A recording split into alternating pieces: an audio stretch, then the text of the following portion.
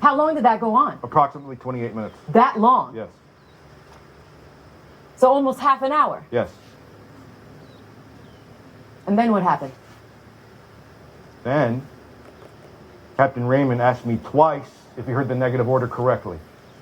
And he meant the order that he was not allowed to shoot? Yes. The order to shoot down the plane was engage. I told him twice, negative to engage. Negative. Negative was the order. Did you have a clear connection? Was the defendant able to hear you properly? Yes. He repeated it himself. I'm sorry, could I get some water? Of course. Airman, water, please, for the defendant.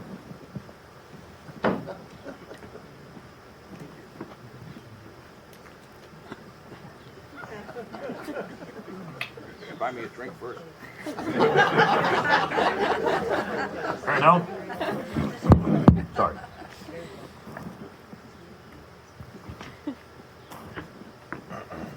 May we continue? Yes. So the defendant asked twice. And then what happened? Then Captain Raymond reported that the plane had begun its descent. How far away were the planes from the stadium at this point? About 30 miles. Had the Delta aircraft changed its course at all during this entire time? No. Then Captain Raymond shouted into his microphone. Shouted? Well, what did he shout? He said, "If I don't shoot now, thousands of people are going to die." And then what happened? Then I could see on my screen that Captain Raymond had fired a Sidewinder, And what is a Sidewinder? an air-to-air guided missile, type AIM 9L1. It has infrared sensors and homes in on heat.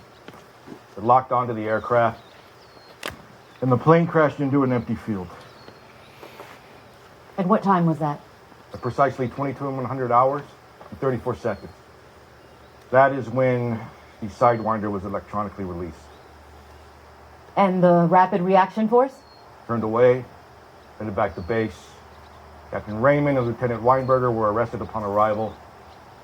Our colleagues at the FBI dispatched an NTSB immediately.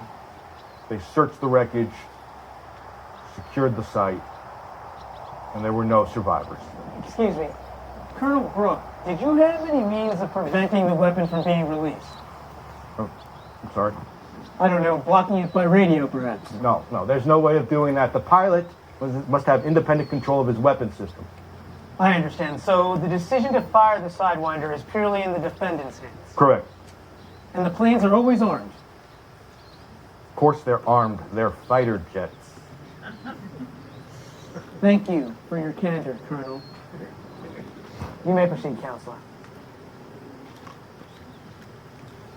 Colonel Brooke, did you inform General Fuller that the civilian aircraft had been shot down? Of course. And how did he react? Nothing. There was no reaction. He simply received the message. Then he ordered that all recordings be saved and that Captain Raymond be held by MPs upon his return to the base. I have no further questions of this witness. Thank you, Counsel. Well, it appears that the facts of this case are clearly before us. They confirm the defendant's statements on every single count. Do either of you have any further questions for this witness? No. Counselor? I have a few questions. Lieutenant Colonel Brooke. Colonel, at the beginning of your testimony, you mentioned that everyone at the center was aware that that plane had been hijacked. Yes. You said among those at the center were officials from the FBI, Homeland Security, Department of Defense. Correct. Okay. Who in the room ordered the stadium to be evacuated? The stadium to be evacuated? Yes, who ordered the evacuation of Lincoln Financial Stadium as a safety precaution? I don't know. Well, take your time, try to remember. I have no idea. Really? Yeah, I honestly don't know. You're in the same position as the defense then. We don't know either. And you know why, Colonel? You know why we don't know? No. The reason we don't know is because nobody gave that order. No one. My next question is pretty simple. Why not? Why was the order to evacuate the stadium never given? We're waiting, Colonel. There was no time for that. Really? Yes? So you claim there was no time, but if I look here at the times that you've just given, from 193200, when the first radio contact was made, to the expected impact at 2400, there was time. 52 minutes of time, to be precise. 52 minutes. That's right, 52 minutes, Colonel. I have here the emergency action plan for Lincoln Financial Stadium in Philadelphia. May I approach the witness? Just take a look at page 438. I've marked it there for you. When you find it, please read for us the highlighted section. At full capacity, the entire stadium can be completely evacuated within 15 to 20 minutes. 15 to 20 minutes. So in 52 minutes, all or most, probably all, of the 70,000 spectators could have safely left the stadium. Probably all. You don't need to repeat what I said, Colonel. I just want to know why the stadium wasn't cleared. Well, that. Is it possible, Colonel, that the only reason the stadium wasn't evacuated is because you were pretty certain that Captain Raymond would shoot down the civilian aircraft? No. No. Think about that answer again, please, and remember you're under oath.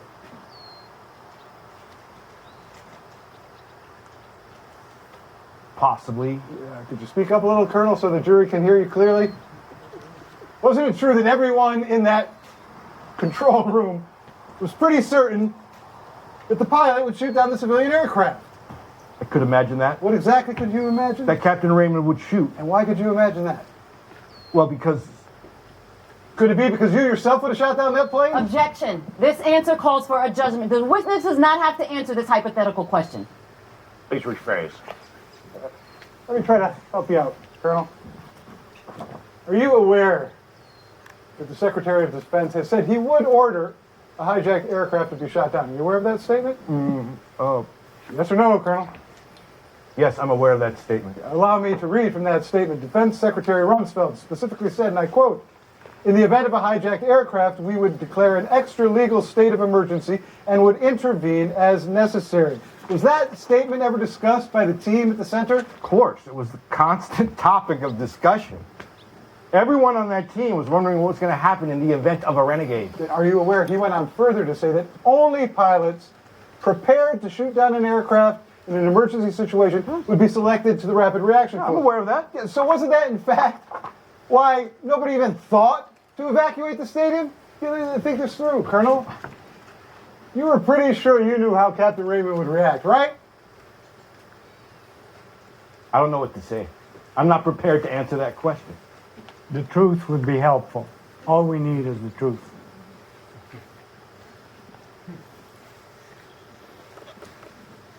I could imagine that my colleagues might have acted precisely as Captain Raymond did. Yes, I too would have shot down the civilian aircraft. There we are. And not evacuating the stadium was kind of a gamble, huh? A gamble with 70,000 lives, a gamble that my client would probably shoot down the aircraft. That is not a fair analysis. I was not gambling. If the stadium had been cleared, evacuated, the imminent risk to 70,000 spectators would no longer exist, right? But evidently, you didn't want to do that. I didn't want to do that? That isn't fair. Come on, Colonel. You were banking on my client shooting down that plane. It was a calculated bet. 170 lives lost to 70,000 lives saved. Objection. The witness is not the accused on trial here. Sustained. Please rephrase the question, counsel. Let me try this a different way. Colonel, imagine there was no rapid reaction force. What? I don't understand. Just try to imagine that for a moment. Okay. And all you've got to go on is what the terrorist said over the radio. What would you have done then? I really don't know. You want to know what I think you would have done? I think you would have evacuated the stadium. Am I right? No, well, I think listen, you don't. I withdraw the question, Colonel. One last question. Was the defendant responsible for evacuating the stadium? Of course not. Stadium was full, 70+ thousand spectators as that Delta aircraft approached. Could my client have done anything to change that? No, but Just answer the question, Colonel. Could Captain Raymond have done anything to evacuate the stadium, yes or no? no. Thank you, Colonel. No further questions. Any further questions? Then you...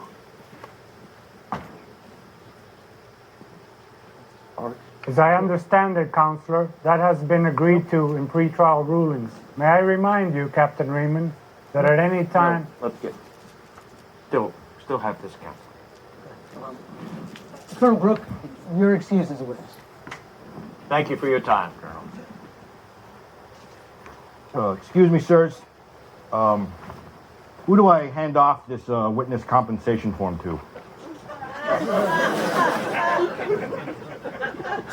This is supposed to be time off for me. Bring it here.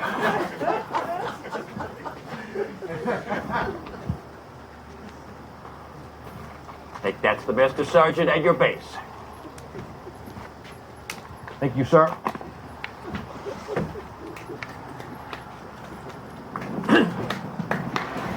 Counselor, is your client prepared to give testimony? Against the advice of counsel, he would like to take the stand. I reserve the right to end his testimony if I feel his rights are being violated in any way. As I understand it, Counselor, that has been agreed to in pretrial rulings. May I remind you, Captain Raymond, that at any time you may stop your testimony to privately speak to your counsel. Yes, sir. Very well. Step forward and take the witness chair.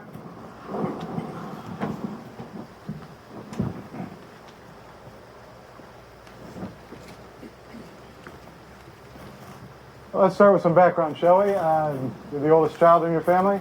Yes. I have a sister who is 3 years younger. What are your parents' professions? My father was also in the Air Force, a staff officer in the press department serving at the Pentagon. My mother owned a bookstore. And your place of birth was Poughkeepsie, New York? No, that's where the hospital was. I lived and attended school in Livingston Manor, New York. Kindergarten through grade school, all in the manor. I have your personnel file here. It says in school you got top grades in every subject, and it's added that in math, Mr. Raymond received the highest grades in the state of New York. Yes, I was proud of that. What were some of your other interests? Physics, and I really enjoyed physics. Every year I would enter the contest for Young Scientist of the Year. This is one year you were selected as runner-up. Yes, that's true. I also did a lot of sports, football, basketball, baseball in the spring and summer. What about your profession? Was that always your dream to be a pilot, or was that your father's dream? No, my father, he always wanted to be a pilot, but he didn't make it. Me? I always wanted to join the Air Force like him. I wanted to be a pilot.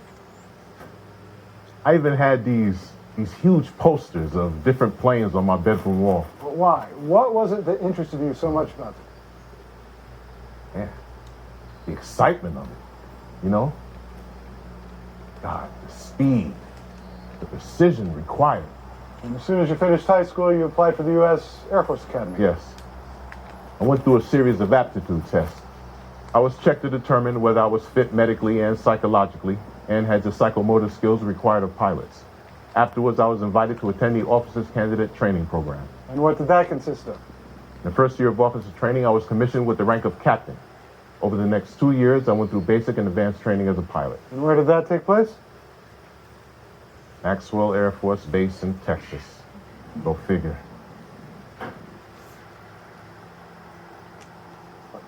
What did you learn while you were at that base? Kidding, right? Essentially how to fly. Oh, okay. Fair enough. Okay? There is a huge amount of simulated training, about 300 flying hours. And once that section of training was completed, I was licensed to fly most military aircraft. Your file says that you always received the highest evaluation and have always been, and I quote, unreservedly recommended for promotion. You make it sound easy. It's not easy, is it? No, it's not. Did you know that 1 in 10,000 applicants end up in the cockpit of a fighter jet? And only 1 out of 10 certified pilots end up flying in a rapid reaction force.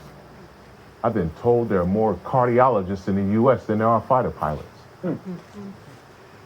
Let's turn now to the events of January 29th. You heard Colonel Brooks' testimony. Did he represent the sequence of events accurately? Yes, sir. Did it match your recollection? Completely, sir. Good. Will you please describe for us the minutes leading up to the Delta aircraft being shot down? The diversion, warning shots, produced no reaction. Shortly after, we received the order negative to fire from the director of the command center. So you see, there was nothing else we can do. We repeatedly tried to make contact with the terrorists by radio, physically, as we flew alongside the plane, but without success. Colonel Brooks said you questioned the order not to fire. Yes, that's true. See, I knew the plane was only a few minutes from the stadium and above other marshlands containing 0 people. And what went through your mind at that moment? It's hard to explain. Look, you gotta understand, our entire training, complicated selection procedures, the classwork, the years of physical conditioning, the constant appraisals by our superiors, all that has just one objective. That in the most difficult and trying of circumstances, we will hold our nerve. See, I've been trained to assess danger quickly and precisely. That is my job. And all this while piloting a fighter jet alongside the aircraft. It was the worst situation I can find myself in peacetime. Every pilot hopes he's never going to find himself in this situation. We have thought this through hundreds of times. We've talked about it amongst ourselves, our superiors. We've even had lectures on the law. I object. This was not a combat mission. Exactly. The people on that Delta plane are civilians. The very people I've sworn an oath to protect. I tried to consider if I was disobeying my oath to protect them. To save tens of thousands of people by killing hundreds. If you're asking me what was going through my mind in those last seconds, I was thinking about my wife and my son. I thought about my own death. And I realized everything was going to change in my life. So what did you do then? We slipped back behind the aircraft. We were now flying behind and above it, and I let the Sidewinder go. To be honest, I don't even remember yelling into my mic. I only knew about that later when the tape was played for me. Strange I would forget something like that. When you fired the missile, did you know what the consequences would be? Did I know I would be thrown in prison? No, Captain. I mean, did you know, was it clear to you that when you firing, you would destroy the aircraft and kill the passengers? Of course. Then what happened exactly? What happened after you shot at the Delta aircraft?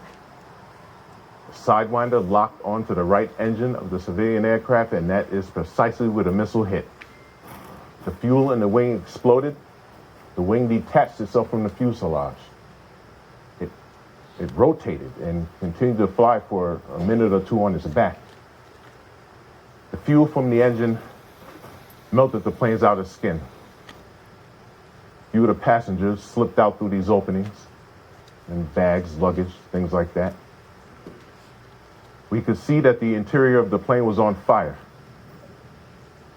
Then the second wing exploded. Plane just dropped from the sky. And then what? We immediately banked and flew back to base where we were arrested. We? My wingman, Patrick. He was also arrested, but after that I gave a statement and he was released. I have no further questions. Thank you, Captain. Thank you, counsel. Prosecution, you may cross-examine. Were you able to actually see the terrorist? Could you tell what he was doing? No, ma'am. What about the other passengers? Could you see them? Could you tell if they were trying to enter the cockpit? Look, the plane was on fire, okay? Everything was full of smoke. I couldn't see anything inside the plane. We know that from studying the black box that the passengers were attempting to enter the cockpit when you fired on the plane. Objection asked and answered. He couldn't see inside the plane. Sustained. Refrain from this line of questioning, Counselor. Move along. So you couldn't see anything, yet you acted against the negative to engage order of your superior. Yes, I did. Why? Because I thought it was the right thing to do. I wasn't prepared to let 70,000 people die. I too spent some time studying your personnel file, and I note that during your time in training, you took a particular interest in the matters of law. Yes, that's true. I was even asked to give a lecture to young fighter pilots. What is that? In light of this interest, would you be prepared to answer more precisely on your decision to shoot? 1 minute, please. I must interrupt you. We're not permitted to debate matters of law with the defendant. This trial is a special process, is to investigate the facts, and these facts are the sole basis on which we shall all come to a ruling. Your Honor, if I may, not only do I find the prosecutor's question relevant, I find it essential. If we're going to determine the nature of my client's actions, we have to understand his intentions. He didn't take this decision lightly. I think it's relevant to know whether he did consider his legal position. I think this argument has matter. Why the crime was committed becomes relevant. We need to understand the why. It is important that we comprehend what motivated the defendant to break the law. Why did he ignore his orders? We know he did not commit murder to enrich himself or out of some pleasure. Did we have entirely different motives, even ones that we possibly would agree with? I agree with my colleague. Our case today is closely connected to the defendant's idea of what the law expects of him. You may continue this line of questioning. Thank you, Your Honor. Captain Raymond, you are well aware that an order may only be contravened if it is believed to be against the law. Yes, ma'am. Look, I thought the order was wrong. Can you please explain why?